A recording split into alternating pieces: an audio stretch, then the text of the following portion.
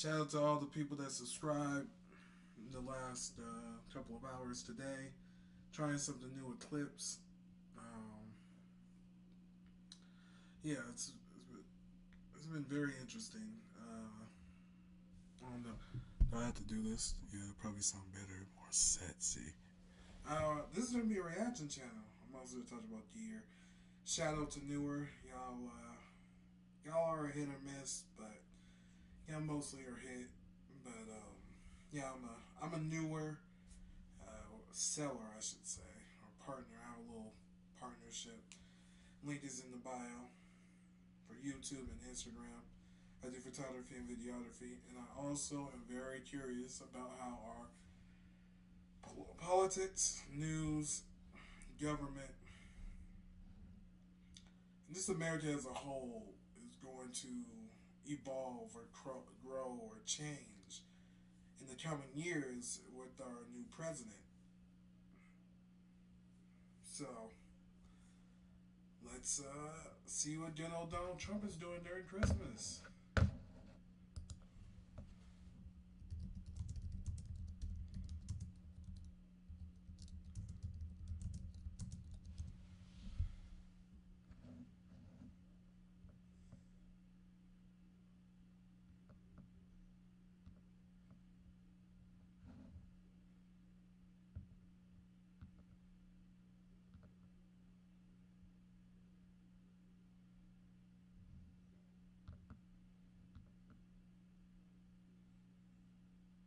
Okay, let's see.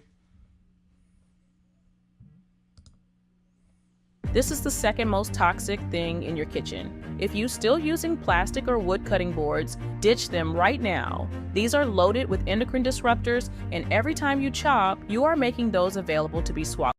It looks like Peter's doing well now. I mean, people were a little bit concerned. He's a young guy with a tremendous track record, actually. He went to Princeton and went to Harvard. He was a good student at both, but he loves the military, and I think people are starting to see it. So we'll be working on his nomination along with a lot of others. Since you bring him up, do you still have confidence in Pete Hegseth? Yes, I do. I really do. He's a very smart guy. I've known him through Fox, but I've known him for a long time.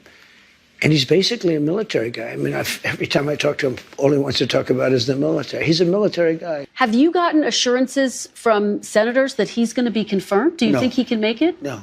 I think he will, yeah. I've had a lot of senators call me up saying he's fantastic. You don't drink yourself. No. You've talked about how devastating drinking can be. No. How concerned are you that the person who you picked for this top job at the Defense Department, at least according to those who've worked with him, has struggled with drinking? But I've spoken to people that know him very well, and they say he does not have a drinking problem. Thanks for watching. Stay updated about breaking news and top stories on the NBC News app or follow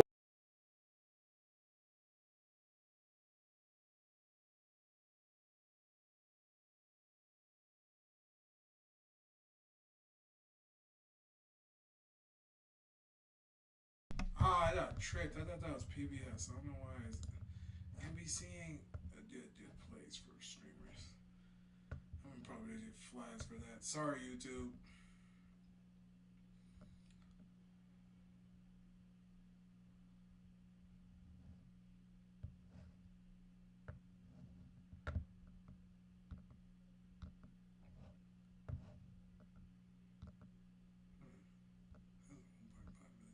That's crazy.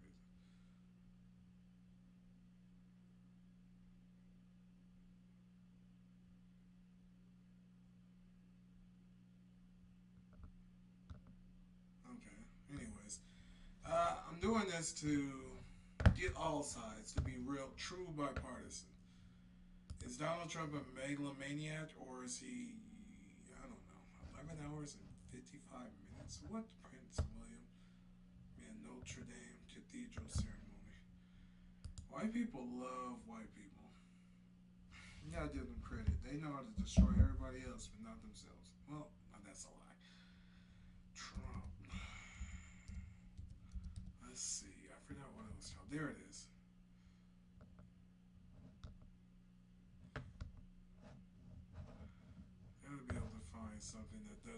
it's not owned by Disney. And as you can see, everything I'm skipping is owned by Disney. Jill Biden still in love with Donald Trump in Notre Dame. Reopening.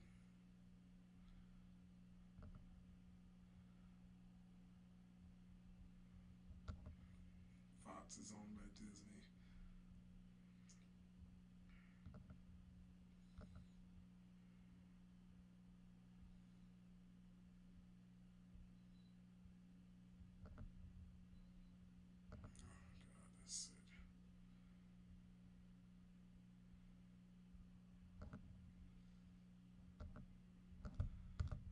Let's see. Actually, let me sign in.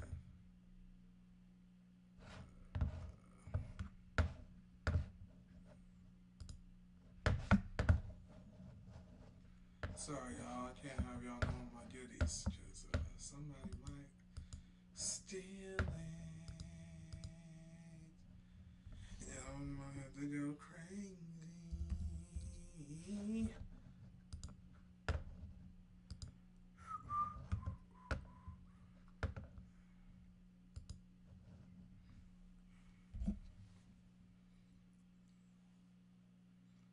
Stephon, shut the fuck up.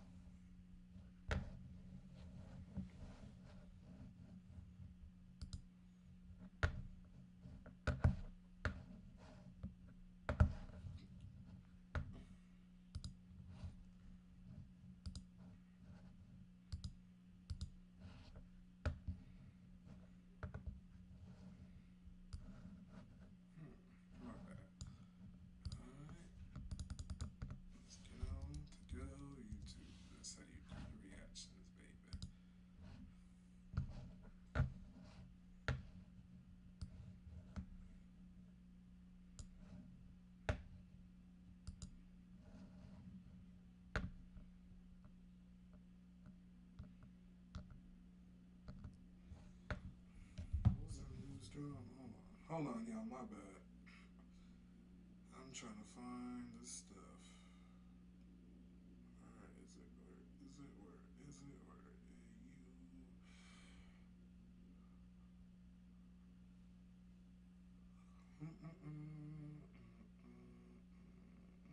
Oh, okay. Just facts. There we go.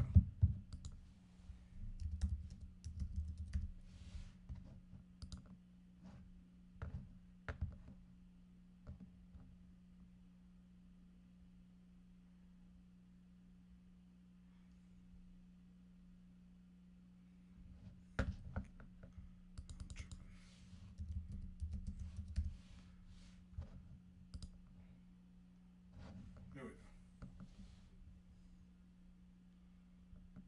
Alright.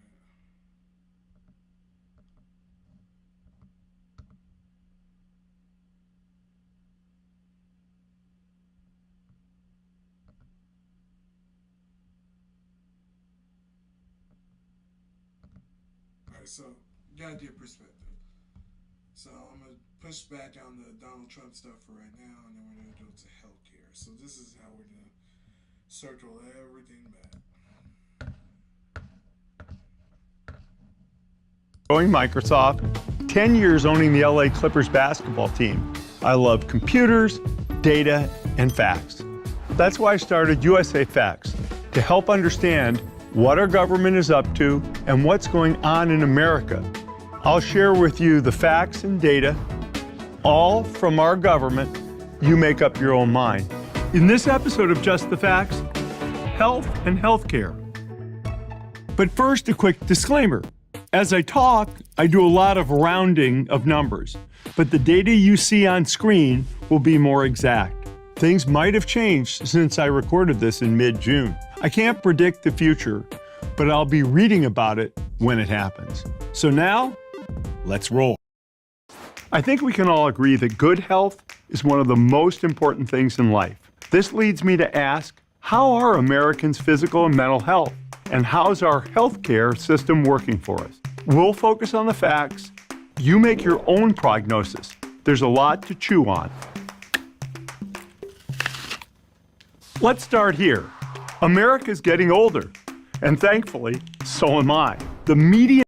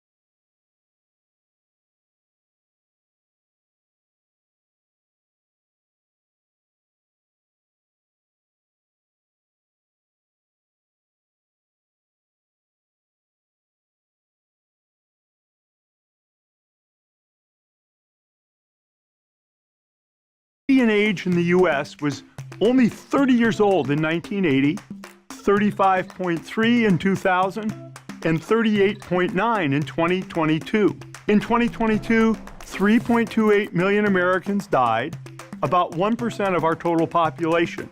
Nearly 3.67 million people were born. And here are the top causes of death per age bracket as reported for 2020. Cell phone is a two-way microwave radio.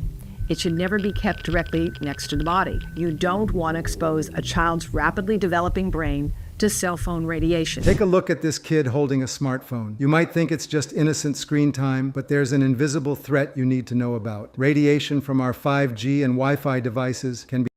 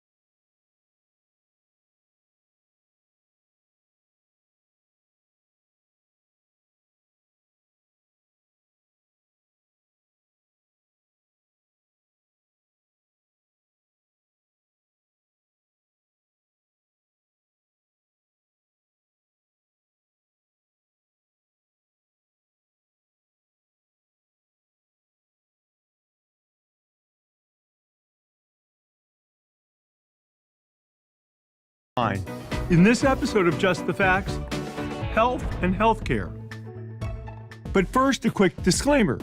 As I talk, I do a lot of rounding of numbers, but the data you see on screen will be more exact. Things might have changed since I recorded this in mid-June. I can't predict the future, but I'll be reading about it when it happens. So now, let's roll. I think we can all agree that good health is one of the most important things in life. This leads me to ask, how are Americans' physical and mental health? And how's our healthcare system working for us?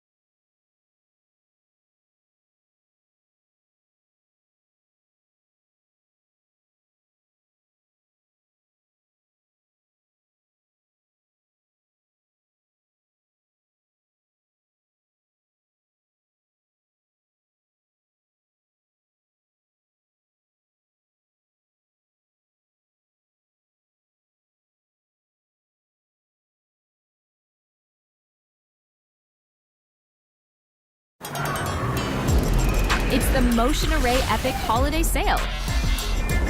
Get 10. Very frustrated with the news that came out last night. I thought, I didn't think that, I didn't expect that to come out. So that was like a gut punch. That was Jason Zagai, a union leader in Pittsburgh, who says that he and others in his union feel like Donald Trump just gut punched them by opposing the merger between U.S. Steel and Nippon, the U.S. Steel Nippon merger, which 95% of the union members who worked in that factory supported.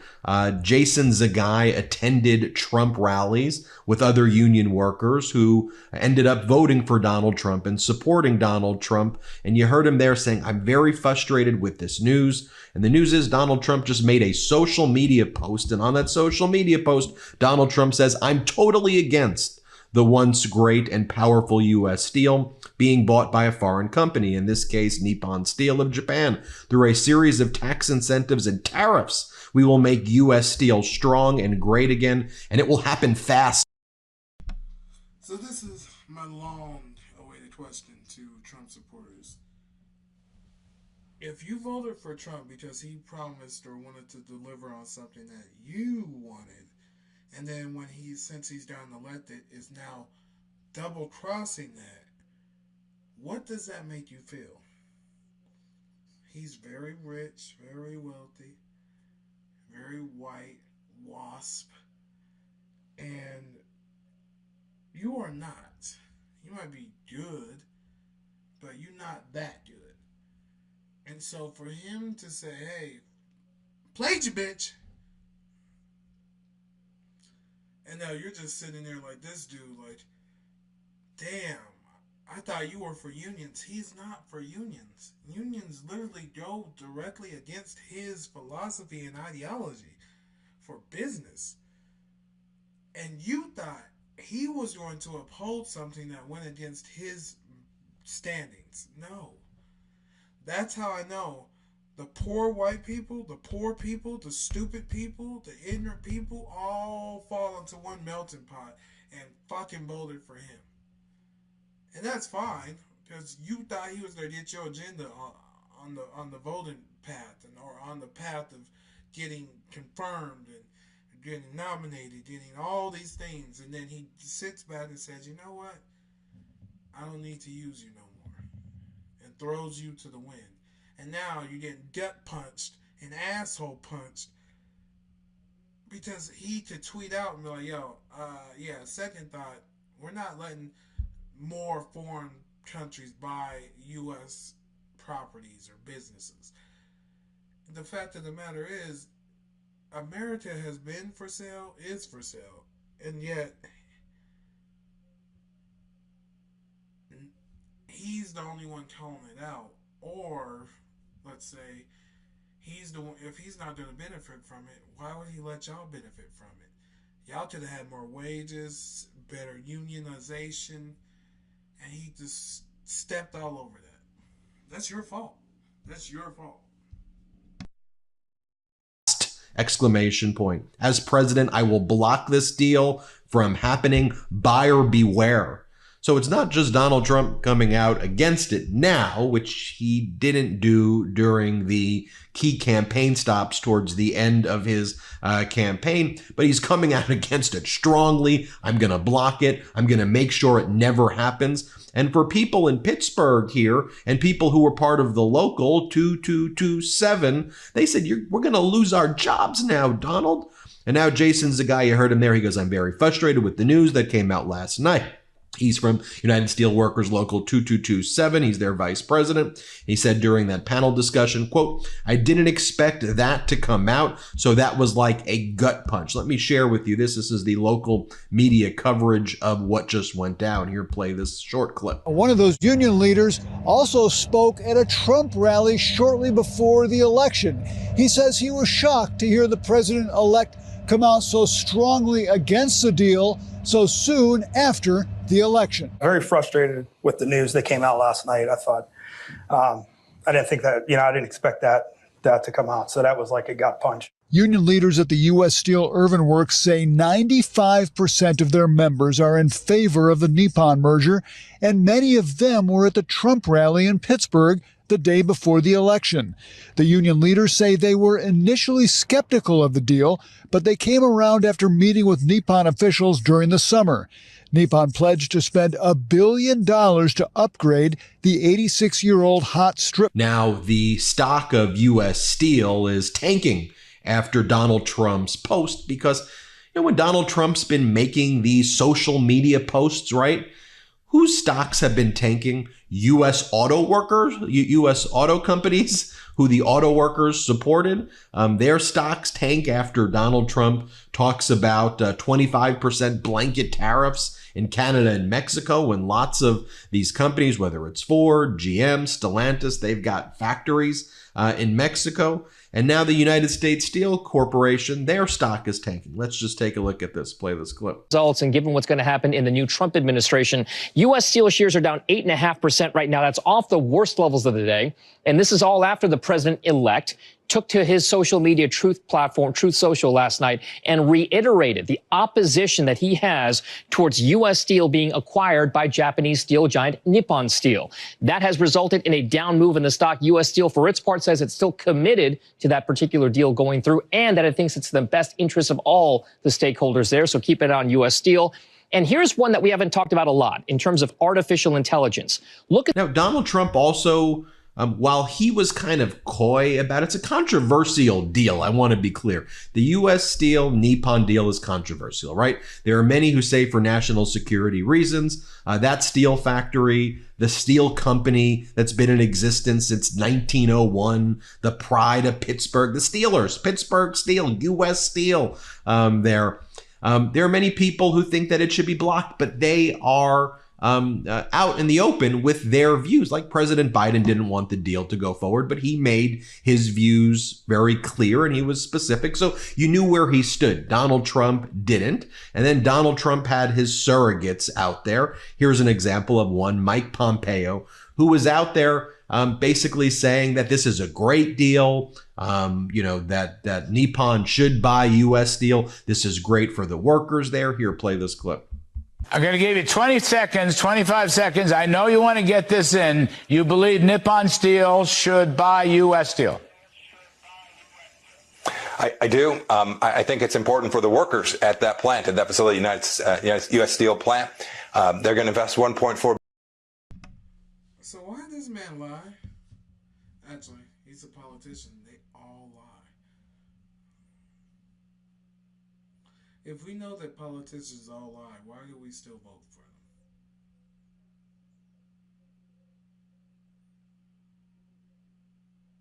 them? Isn't that a weird thing?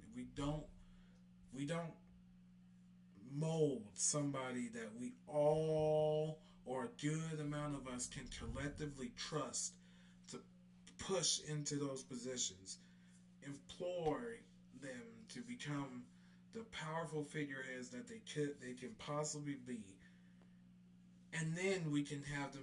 We run in our own agenda through them.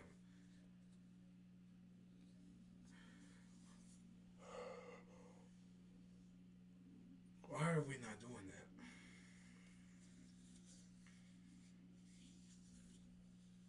that? It's so annoying that these people just go through their lives, are able to do what they want, get into these positions of power, and then just start royally, anally gouging us.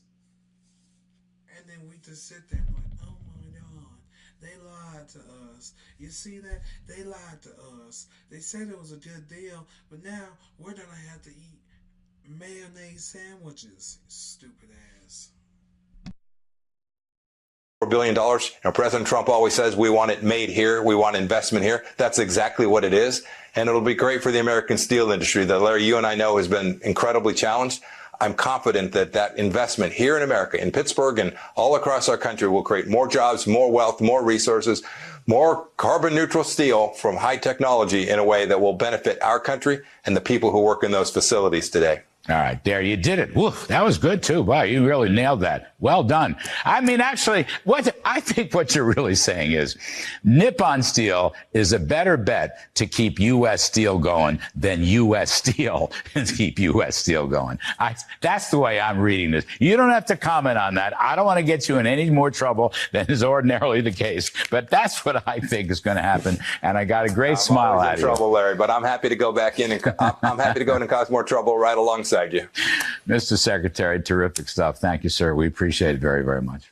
Isn't it funny how the people we love the most are often the hardest to shop for? You know what I mean. Luckily, there's one gift that everyone on your list and my list is. There were some union. You're not a child, you're a man. So stop wearing so many layers to go outside and get the bearskin tactical hoodie. Leaders who did, but others like the Teamsters leader, Sean O'Brien, he was parading himself around in Mar-a-Lago, and he was speaking at the Republican National Convention. And you had all these union leaders, too, who were basically supportive of Donald Trump when Trump's entire life has been destroying unions. Trump's first term was the most union president in history, and President Biden was the most pro-union president.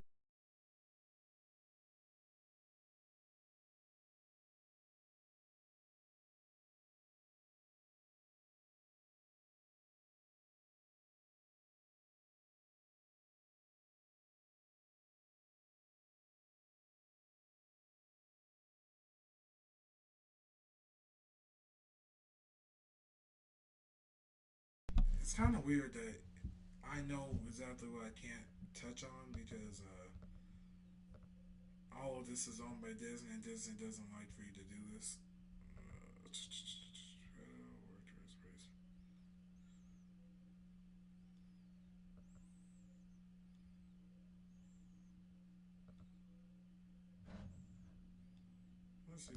On Veterans Day tomorrow, the nation will honor those who've served in America's armed forces.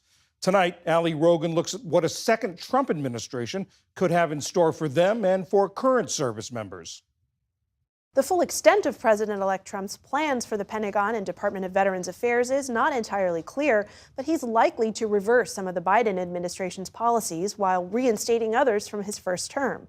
Leo Shane III is deputy editor of Military Times and has been covering it all. Leo, thank you so much for being here. Thank you for the invite. So remind us, what were President Trump's priorities as it relates to Veterans Affairs during his first term? Yeah, he had two really big ideas that he pushed there. The first one was the idea of expanding choice, expanding options for veterans and where they could go for medical care. This is the community care program where veterans can go to private sector doctors and get medical appointments, get things taken care of. The other one was the idea of accountability, and this gets into the Trump "you're fired" speeches there. He felt that there were too many VA employees who were underperforming, passed some laws that made it easier for them to be fired. Since then, those laws have been challenged in court. They've been challenged by the unions. They haven't largely been successful. When he comes back in, if he's looking at broader federal employee programs of where he can hold people or find ways to make them accountable, we may see a resurgence of that again as well. On the issue of healthcare, do you anticipate that he's going to work to expand access to those private healthcare options? Yeah, I think this is going to be a major thing that comes up again here, because we've already seen it from some of the Republicans on Capitol Hill. There is a real push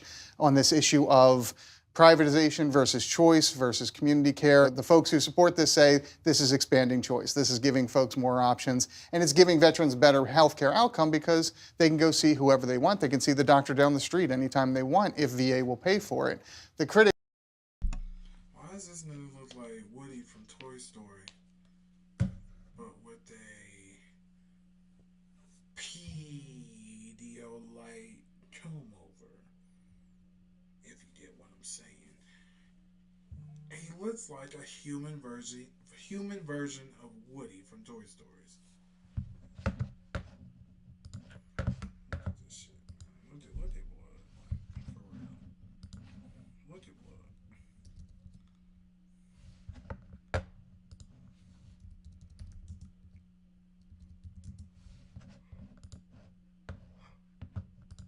This guy looks like Woody.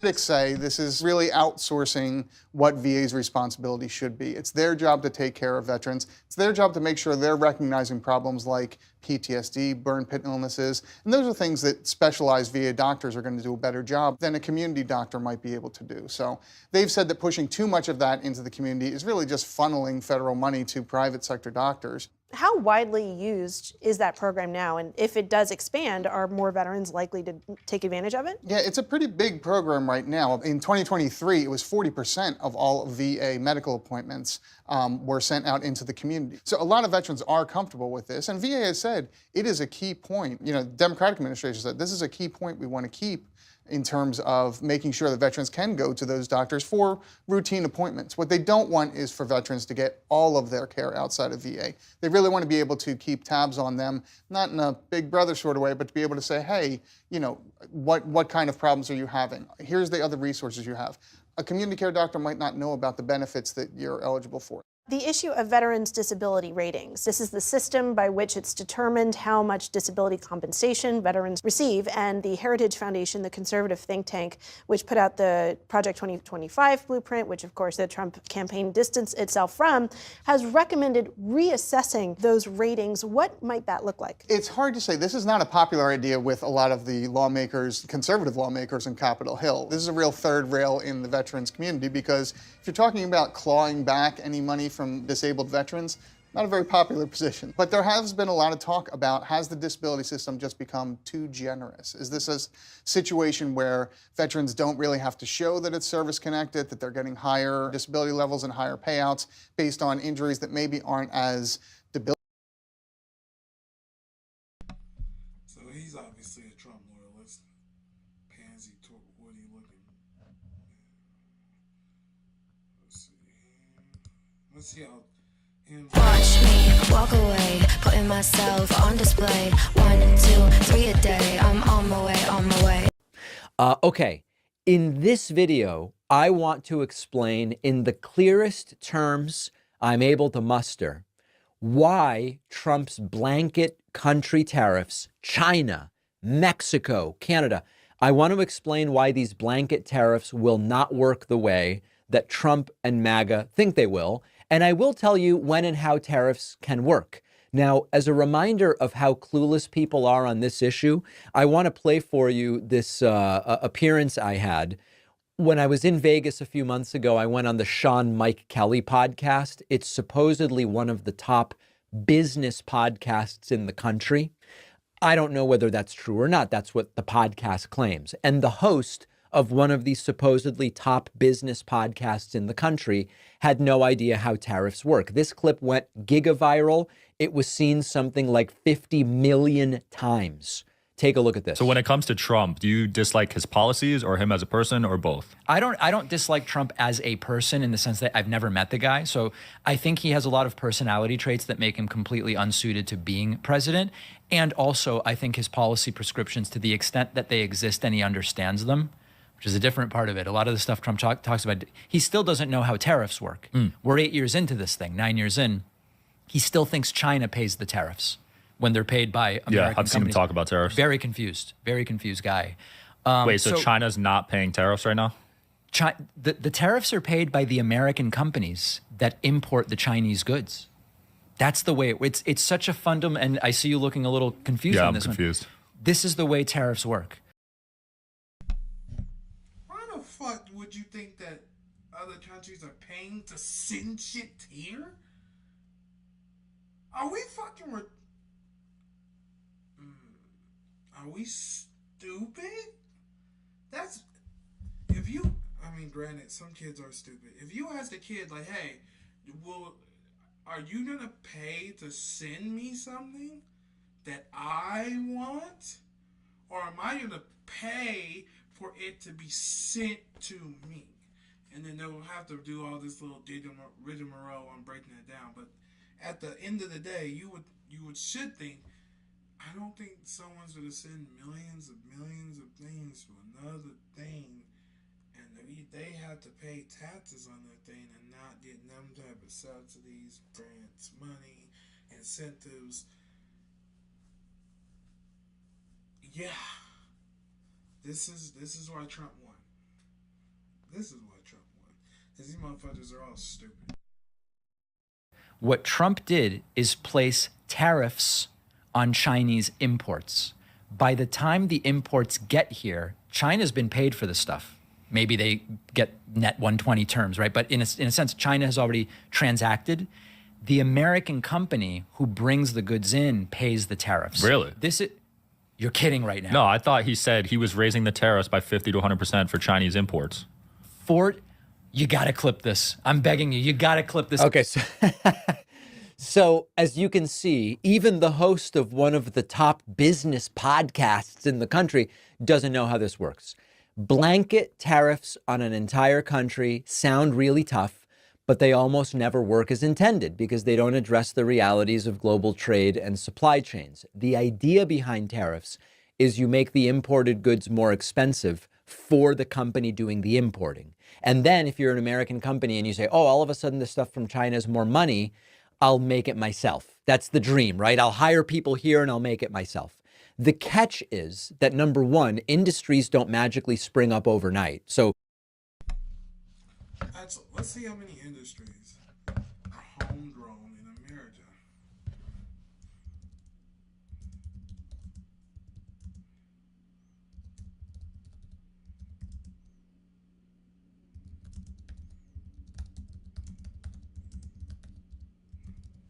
No, my spelling sounds is looking atrocious.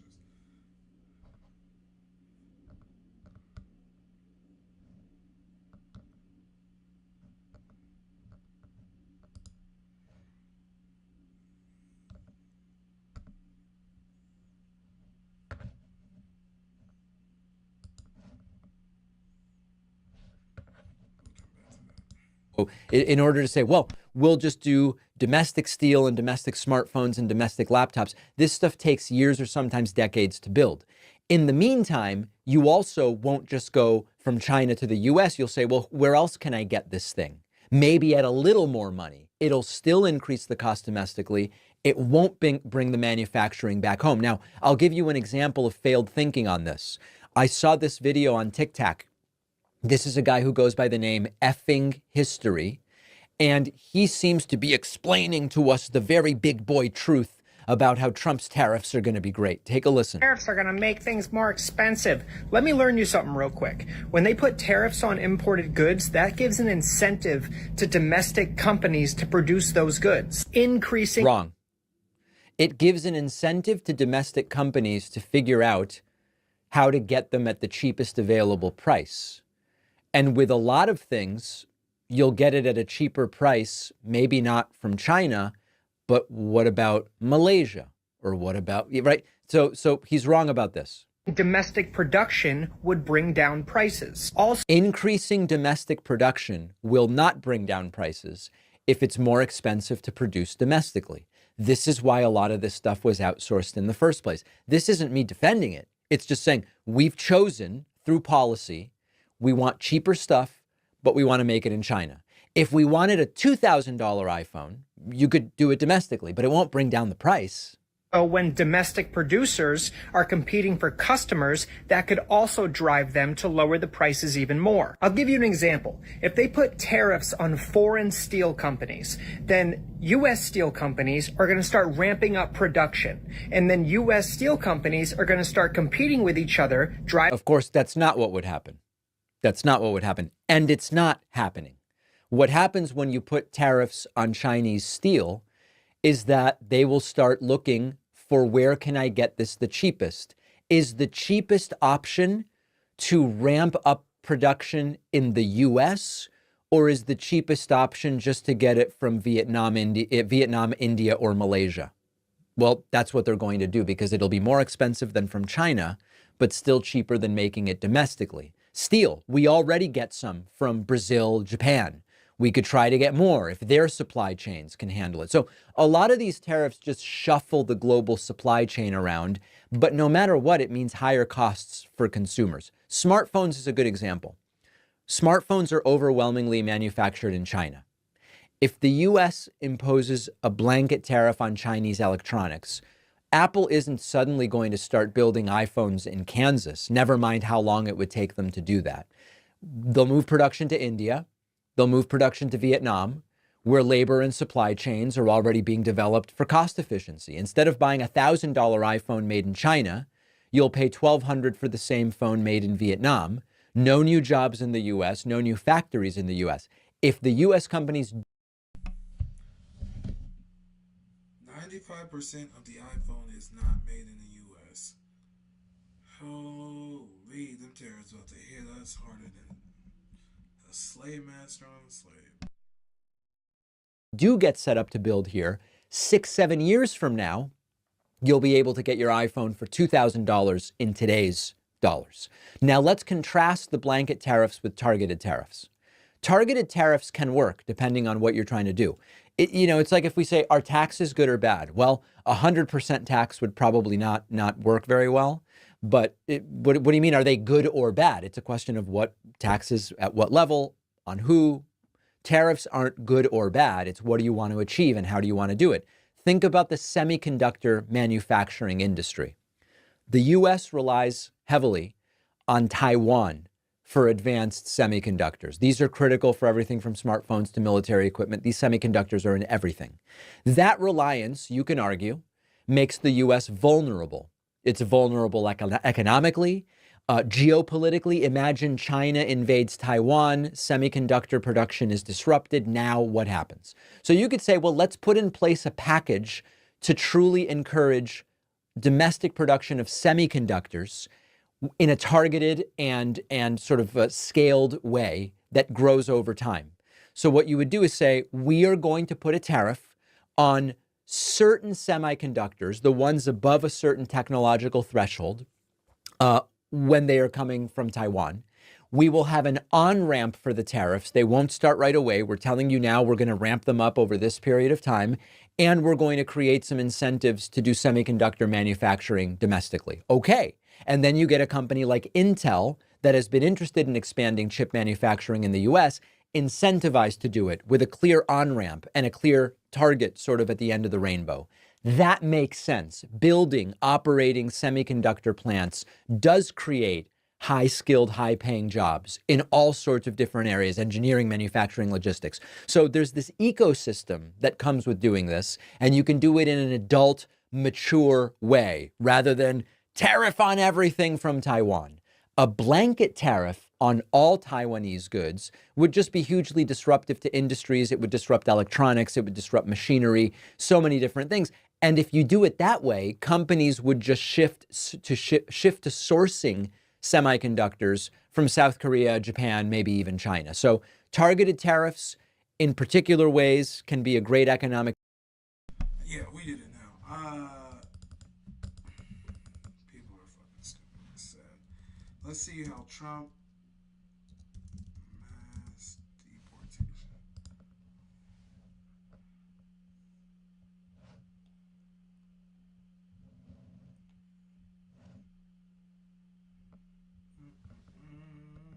What's not owned by Disney? News chats. The CIA has particular skills in developing relationships. Life is all about relationships. America's center of power changed, and with it, the dynamics of the political landscape. The consequences will reverberate locally, in Florida, on Capitol Hill, and on the global stage. Voters demanded change on the issues that mattered most: the economy, immigration. Now, there's virtually no doubt that Republicans and Democrats alike agree that there needs to be immigration reform. What has to be decided is how far it goes. Should there be large-scale bans? Should legal immigration be scaled back? And the reality is there's no easy answer, but Donald Trump's plan is causing anxiety on a number of fronts. So let's talk more about the potential implications and that anxiety. It has the potential to impact immigrants, Wall Street, the Silicon Valley. It could come with a profound economic impact. Talk to some of Trump's most loyal followers, and even they admit if you go too far, it's going to come with a profound economic crisis and labor shortages. Does the U.S. have workers available to fill jobs and perform those tasks if these people are forced out of the country? It's an interesting thing because if you remember the Arizona, Alabama, and Georgia state laws that created sort of an anti-immigrant environment in those states, even here in Florida, when you had the state legislature scaring individuals away, it sort of scared the labor market in a way, because one of the problems that we have is that we simply do not manage our labor market well as a country.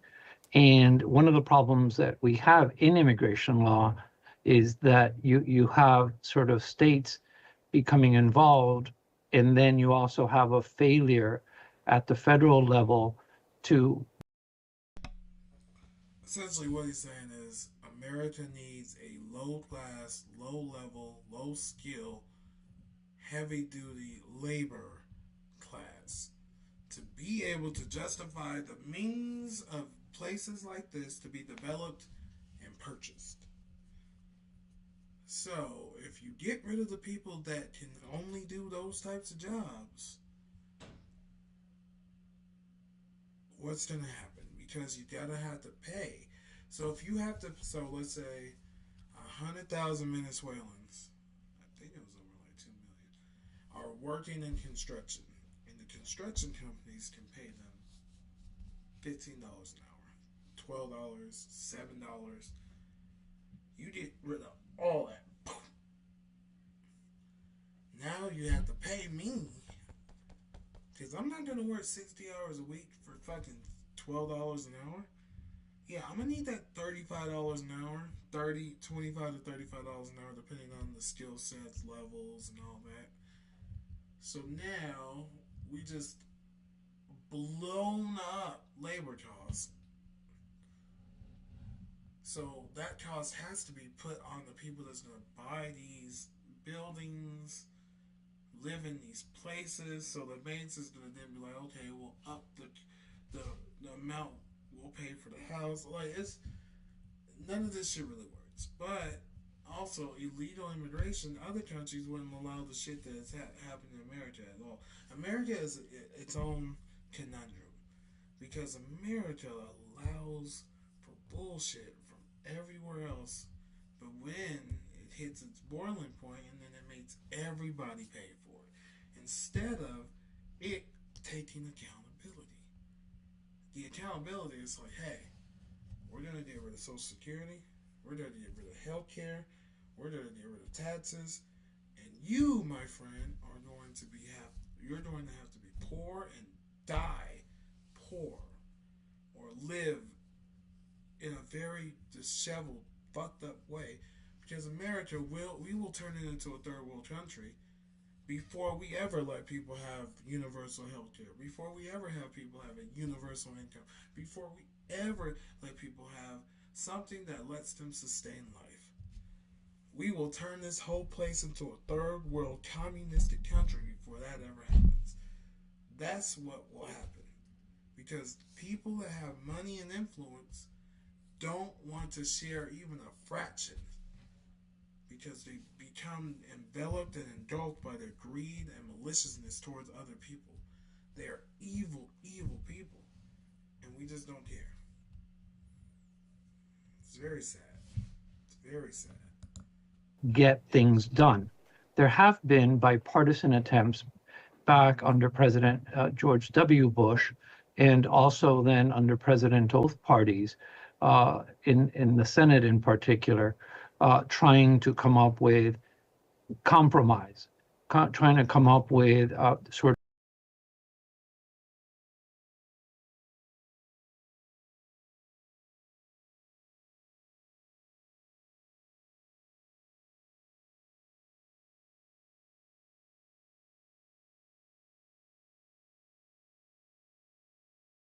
Pluralsight has the upskilling you need to master today's AI tools and techniques. Explore expert-led, self-paced courses.